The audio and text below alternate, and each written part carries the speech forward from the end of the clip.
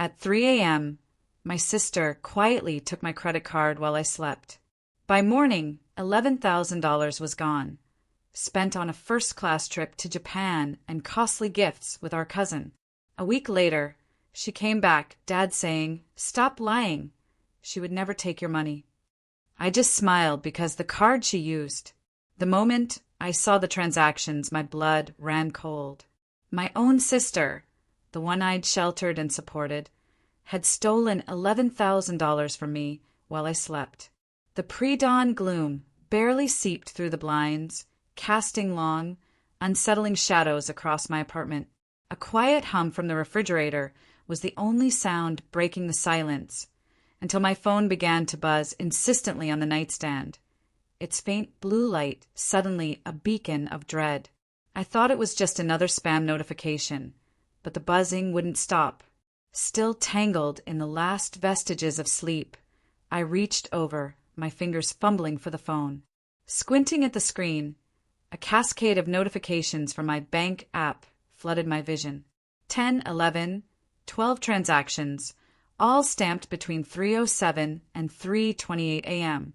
My brain, slow with sleep, struggled to process the numbers, the merchant names that seemed ripped from a fantasy. $1,200 at some airline, $2,800 at a luxury boutique in Tokyo, $3,100 at a high-end jewelry store, then a scattering of smaller charges, if you could even call $600 small, at gift shops and restaurants I'd never even heard of. My stomach lurched a cold, sickening flip. I shot upright, the duvet tangling around my legs.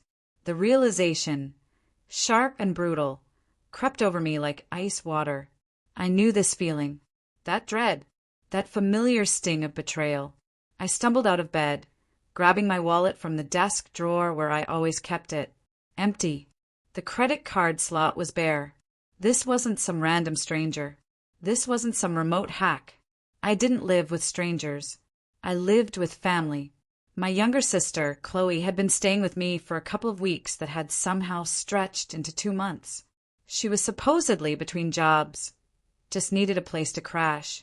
For 2 months, I'd been covering groceries, utilities, even her Uber rides because public transport stressed her out. And now my card was gone. My heart hammered against my ribs, a frantic drumbeat echoing through the silent apartment. I moved down the hall, each step heavier than the last.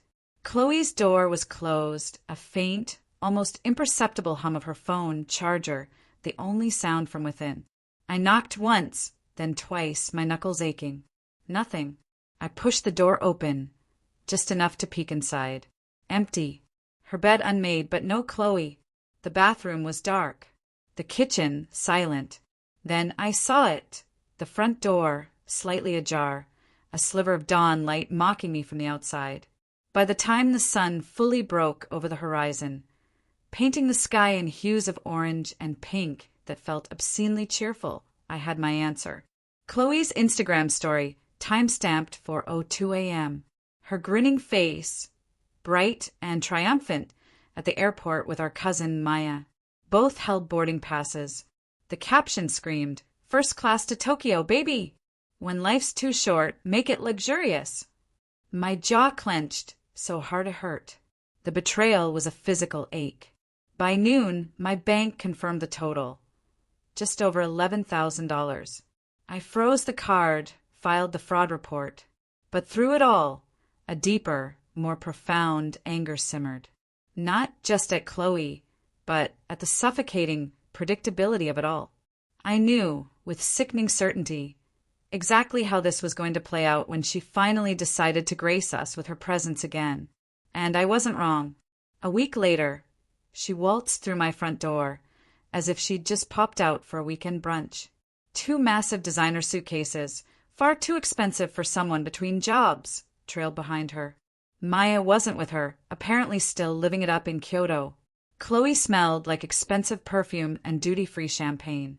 Before I could even speak, our father, Robert, who'd come to pick her up, stepped forward. He gave me that familiar, disapproving parent look. "Stop pretending, Alex," he said, his voice flat. devoid of any real concern. Chloe would never touch your money. You've always been paranoid about her. I didn't argue. I didn't defend myself. I just smiled, a slow, chilling smile that felt alien on my face. Because the card she used, to really understand why my sister swiping my credit card in the middle of the night wasn't just a one-time mistake, you need to know the history. Chloe has been the family's untouchable princess since the day she was born. I'm not exaggerating. If she wanted something, she got it, no matter how reckless, how selfish. And if anyone dared to call her out, suddenly she'd become the fragile soul who couldn't handle negativity. Meanwhile, I was the designated responsible one. The one who made good grades without being asked. Who got a job at 16 to pay for my own phone bill. Who stayed out of trouble because I knew, instinctively, that any trouble would land squarely on my back. Dad liked to call me steady, which sounds nice until you realize it was just code for, we can take from you without worrying you'll complain. By the time I was 23, I was working a stable job in IT and had my own 2-bedroom apartment. Chloe was 21 and already on her 3rd career path. She'd done 6 months of community college before, taking time off to figure herself out. Then tried cosmetology school before deciding beauty was too shallow, then quit a cafe job because management didn't vibe with her energy. Guess who covered her rent when she was between incomes? Guess who put groceries in her fridge when her paycheck got delayed?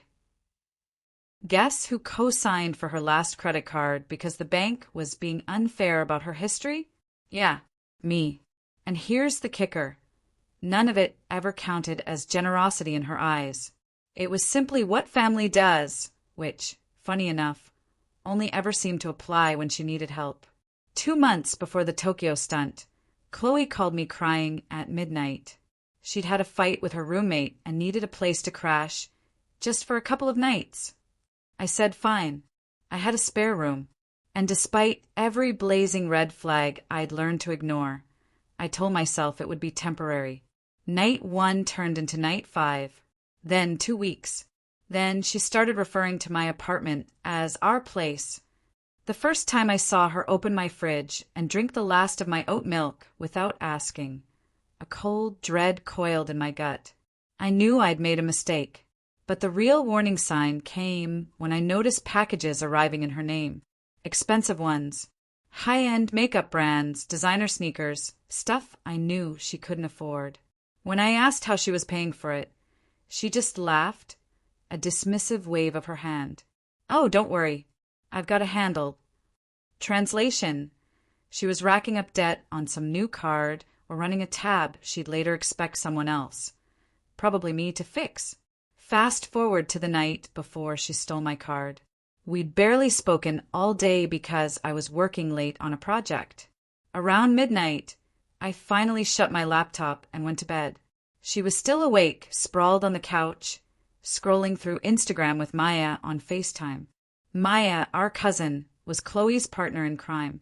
She was the same type, used to comfort, expecting support, avoiding personal responsibility.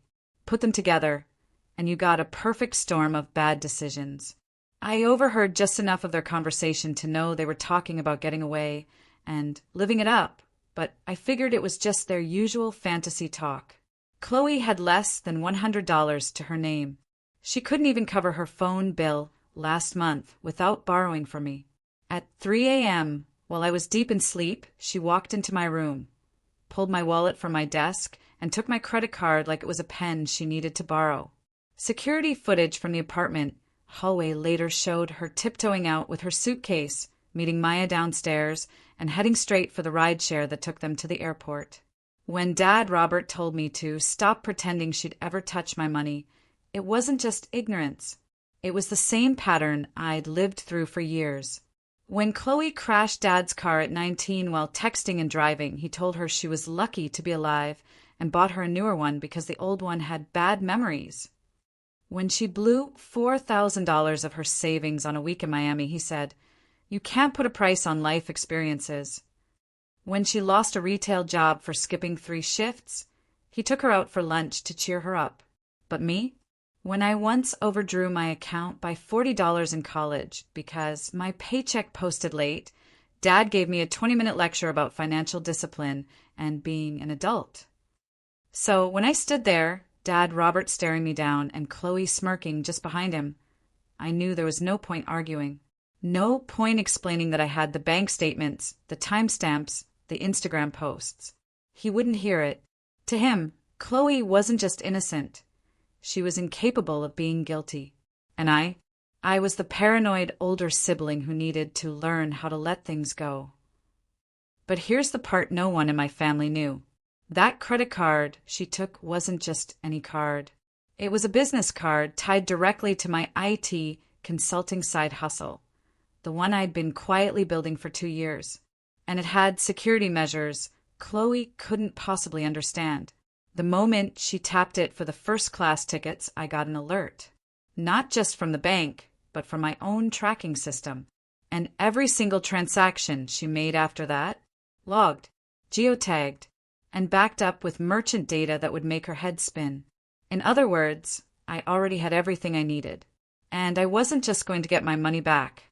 I was going to make sure this was the last time she, or anyone in my family, ever tried something like this again. A week after Chloe breezed back in from Japan, the atmosphere in my apartment was radioactive. She didn't apologize. She didn't explain. She just acted like she'd been on a quick weekend getaway instead of a 2-country, first-class trip funded by unauthorized charges. Dad Robert still wouldn't let it go. He popped by every other day to check on her, which really meant to glare at me like I was the villain for being cold to my poor sister. That Friday, I decided I was done. Done with playing the person in the family who could always be relied on for financial help. Done with biting my tongue while Chloe and Maya floated through life on other people's money.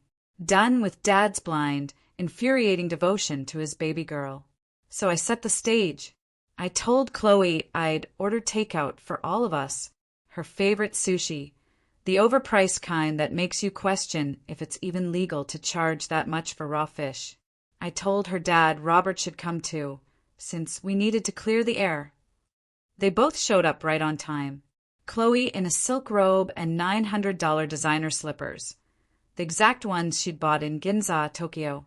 Dad Robert in his usual jeans and polo, that disapproving frown already loaded and ready.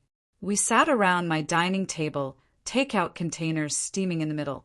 I let them dig in for a few minutes, let the false sense of normalcy settle, before leaning back in my chair. So, I said, my voice unnervingly calm, about the $11,000 you spent on my business card? Chloe rolled her eyes so hard I thought they might actually fall out. Oh my God, you're still on that? I told you I didn't touch your money. Stop making up stories. Dad, Robert jumped in immediately. Enough, Alex. We're not going to entertain this nonsense again. I smiled. Good. We're not going to entertain it. We're going to prove it. From under the table, I pulled out my laptop. I'd already queued up the report from my card's tracking system. Every purchase she made, complete with merchant names, timestamps, and even CCTV stills from vendors who were more than happy to send them over when I explained it was part of an investigation into unauthorized transactions. The first image hit the screen. Chloe and Maya at LAX first-class lounge. Champagne flutes in hand. Boarding passes clearly visible. Time, 3:58 a.m. Dad Robert froze mid-bite. A piece of tuna hovering halfway to his mouth. Chloe's chopsticks clattered onto the table. Click. Next slide. Chloe swiping my card at Haneda Airport's duty-free store. Arms loaded with luxury bags. Time, 5:12 p.m. Japan time. Click. Another. Her buying those exact $900 slippers she was currently wearing. You want me to keep going? I asked, my voice calm, but loud enough to make Chloe flinch. Dad Robert started to speak, but I cut him off. No, you've been telling me to stop pretending all week. So, let's get it all out in the open. I didn't just freeze the card. I filed a formal claim for unauthorized charges, which means the bank has already reversed the charges, and the police have a copy of this report. Chloe's face drained of color. You called the cops," she whispered, her voice barely audible. "You made purchases without my permission," I said flatly, "on a business account which, by the way, carries serious legal consequences. You jeopardized my livelihood." "Dad," Robert slammed his hand on the table. "Alex, this is family. We don't bring in the police over family disputes." I laughed, a sharp, bitter sound. "Family? You mean the same family that has spent years placing a constant financial and emotional burden on me while defending her every screw-up? The same family that told me to stop pretending, instead of believing me when I had evidence right in my hand?" Chloe's voice cracked, the fake confidence finally slipping. I can pay you back." I leaned forward. "No, you can't, because you don't have $11,000 and you won't. Which is why you're going to pack your bags tonight and get out of my apartment. And you, Dad." I turned to him, locking eyes. "You are not welcome here until you can admit what she did and apologize for siding against me." Dad Robert's jaw tightened. "You're making a mistake. She's your sister." "No," I said, standing up, my voice rising for the first time, a raw edge to it. "She's a grown adult who has been allowed to rely on others instead of managing her own responsibilities because you've never made her face consequences. Well, congratulations. She's about to." I slid an envelope across the table. Inside, a printed copy of the police report, the official case number from the bank's investigation, and a list of every transaction she made. "If you think I'm bluffing, feel free to call the detective whose number is at the bottom. He's expecting your call." Chloe's hands shook as she shoved back from the table. "You're ruining my life." I stepped aside, pointing toward the door. "No, Chloe. I'm simply making sure you don't interfere in my life again." She stormed into the spare room to start packing. Dad Robert stayed seated for a moment, staring at the envelope like it might explode. Then he stood up, muttered something about me being heartless, and followed her. As the door slammed behind them, I felt something I hadn't in years, absolute, unshakable control over my own life. And I knew, without a doubt, this was just the beginning. For the first 24 hours after I kicked Chloe and Dad Robert out, my phone didn't stop vibrating. Chloe started with texts. "You're overreacting. You've always been jealous of me. You'll regret this." When that didn't work, she moved on to voice messages, half crying, half screaming. "You've turned the whole family against me. Dad's so upset he hasn't eaten all day." Good.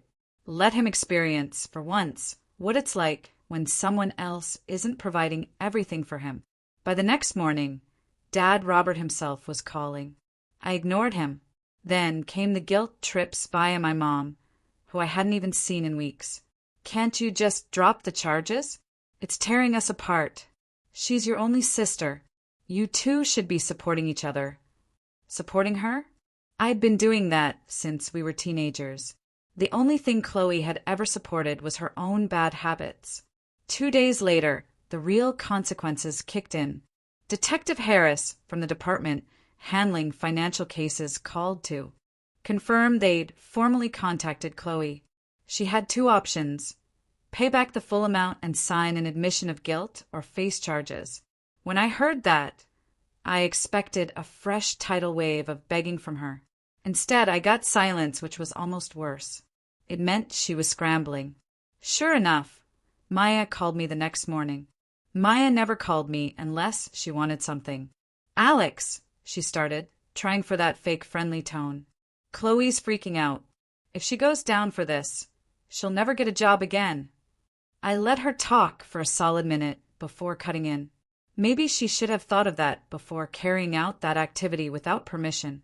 "Oh, and Maya, if I were you, I'd delete that Tokyo photo dump before the police start asking how you paid for your ticket." The line went dead. That afternoon, Mom showed up at my door unannounced. She didn't knock, just walked in like she still had that right. Her first words weren't hello or can we talk? They're staying at a motel, she said, her voice tight with disapproval. It's awful. You've humiliated your sister. I just leaned on the counter, watching her like I'd never seen her before. Humiliated? No, Mom. I clarified, my voice unwavering. That's not humiliation. That's consequences. You could have handled it quietly, she said, voice trembling with that practiced mix of shame and disappointment. Family matters shouldn't be public. They're only public, I shot back, because Chloe made $11,000 worth of documented purchases without authorization. She wanted first-class treatment. Now she's getting it. Mom's face tightened. Your father thinks you've gone too far. I smiled. Your father isn't welcome here until he admits he was wrong. And if he keeps calling the detective to clear this up, he's going to find himself explaining why he was defending actions under legal investigation. That stopped her cold. Within a week, the family split into two camps. On one side, Dad Robert, Mom, and the two cousins who'd always been glued to Chloe's side. They painted me as the cold, ungrateful older sibling who sold out his own sister. On the other, my aunt, my uncle, and a handful of relatives who'd been quietly watching this dynamic for years. They reached out privately to say they were proud of me for finally standing up for myself.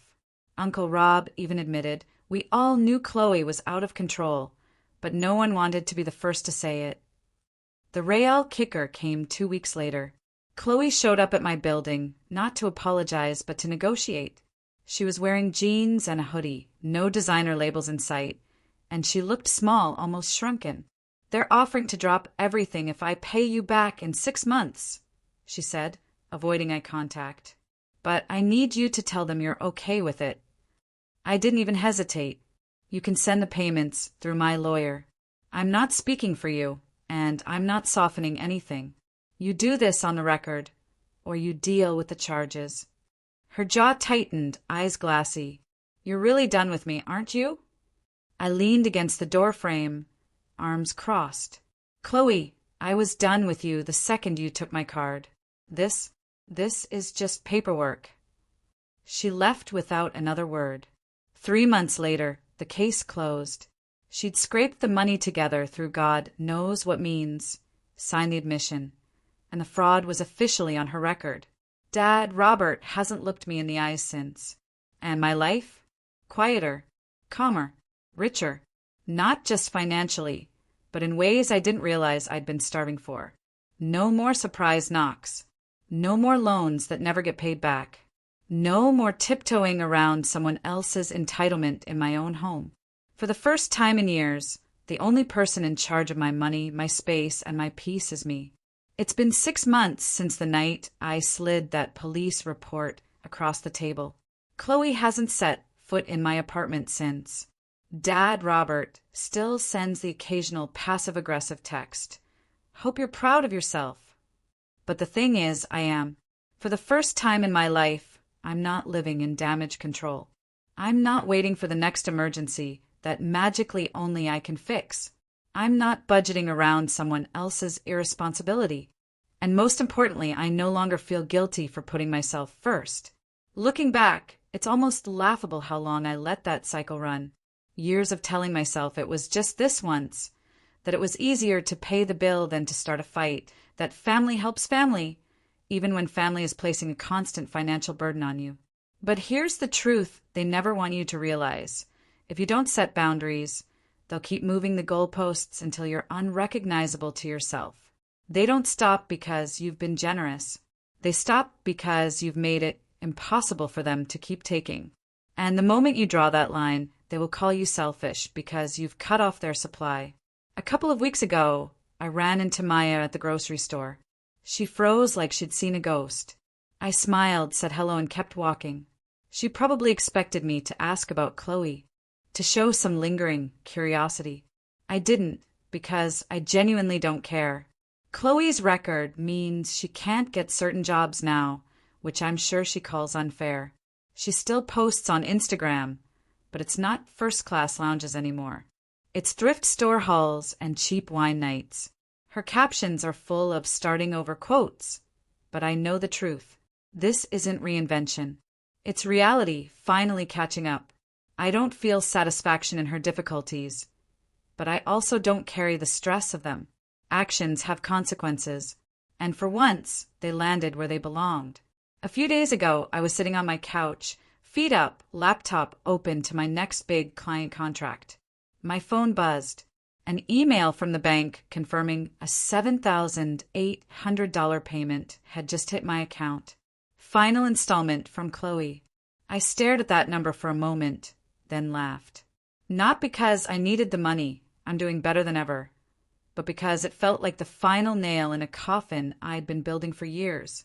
Not for Chloe, for the old version of me, the version that bent over backward to keep the peace. That confused enabling with love. That thought saying no was the same as betraying family.